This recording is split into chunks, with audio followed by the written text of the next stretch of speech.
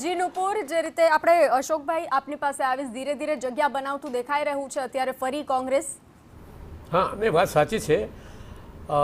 કોંગ્રેસે 2-3 મહિનાથી જ 3 મહિના પહેલાંથી તૈયારી શરૂ કરી દીધેલી અને આ વખતે મોટાભાગે યુવાન લોકોને તક આપવાનું કામ કોંગ્રેસની હાઈકમાન્ડે કર્યું છે. અને ગુજરાત કોંગ્રેસનું બધાને એક પહેલું સૂચન પણ હતું તમામ જિલ્લા તાલુકાઓમાં કે 50 વર્ષથી ઓછા લોકોને વધારે તક આપવાની, ને એમાં અમે સફળ પણ થયા છે. ખાસ કરીને ભારતીય જનતા પાર્ટીનું જિલ્લા પંચાયતો તાલુકા પંચાયતો ઉપર જે ભ્રષ્ટાચાર હતું એ ભ્રષ્ટાચારના મુદ્દાઓ લોકો સમક્ષ લાવવામાં સફળ રહ્યા છે. હજારોની સંખ્યામાં પત્રિકા દ્વારા લોકો વચ્ચે આ ભ્રષ્ટાચાર જે છે, દાખલા તરીકે અમદાવાદ મ્યુનિસિપલ કોર્પોરેશન જે છે બધા જાણે છે કે દલાલોનું અને એજન્ટનું અડ્ડો બની ગયું છે.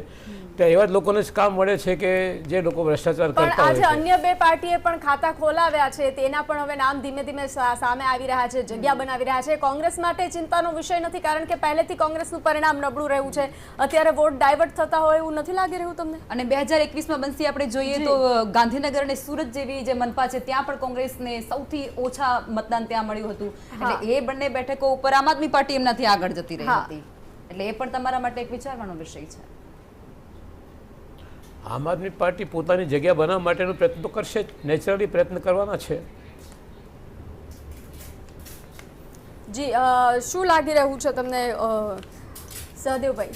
જી ચોક્કસ, આમ આદમી પાર્ટીની મેં વાત કરી એ મુજબ સૌરાષ્ટ્રમાં ક્યાંક જે ખેડૂતોની, શ્રમિકોની કે બેરોજગારીની નારાજગી હતી એ આમ આદમી તરફ વળતી દેખાય છે. અને બીજું કે ગોપાલ ઇટાલિયા જેવા યુવા નેતા જે રીતે તમે જો સોશિયલ મીડિયા ઉપર કે ગ્રાઉન્ડ લેવલે સક્રિય છે એ જોતાં ક્યાંક ને ક્યાંક યુવાનો એના તરફ વળી રહ્યા હોય એવું લાગે છે.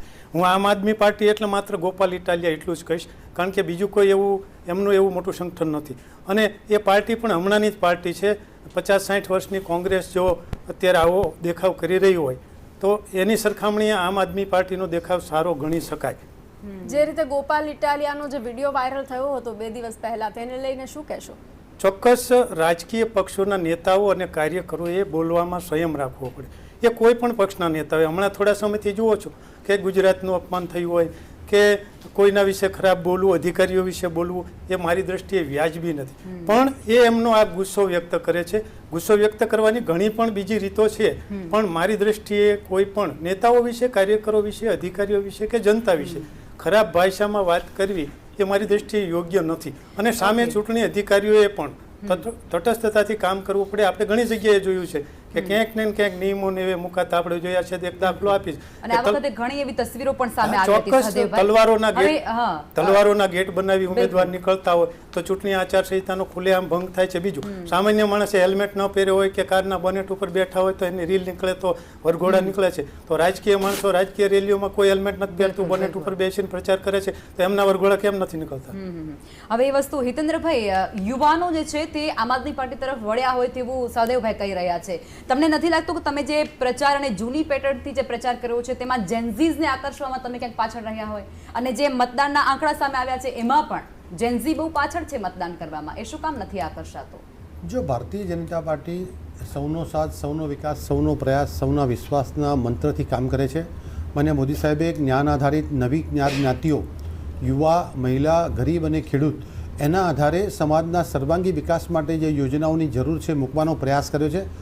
યોજનાઓ બને પણ એ યોજનાઓને જમીન પર ઉતારવા માટેની મિકેનિઝમ પણ ખૂબ સરસ રીતે કર્યું છે. અને એના આધારે ડાયરેક્ટ બેનિફિટ યોજનાથી વિધવા બહેનના ખાતામાં સીધું પેન્શન જાય, વૃદ્ધ માતા પિતાના ખાતામાં પણ સીધા પૈસા જાય, ખેડૂતના ખાતામાં સીધો પૈસા જાય. તમારી કોર છે, ચલો આપણે માની લઈએ, પણ યુવાનો જેન્ઝીઝનું શું? હું એ પૂછી રહી છું. નહીં, યુવાનો માટે પણ તમે જુઓ, વોટિંગ પેટર્ન જોશો તો પણ ખબર પડશે અને આવનારા પરિણામોમાં આપણે વિશ્લેષણ કરશું તો પણ ખબર પડશે કે ફર્સ્ટ ટાઈમ વોટર જે છે, યુવા વોટર છે, એના માટે જે તકો છે રાજ્યમાં અને દેશમાં, મને લાગે છે કે મહિલા યુવા એ અમારો કોર વોટર છે.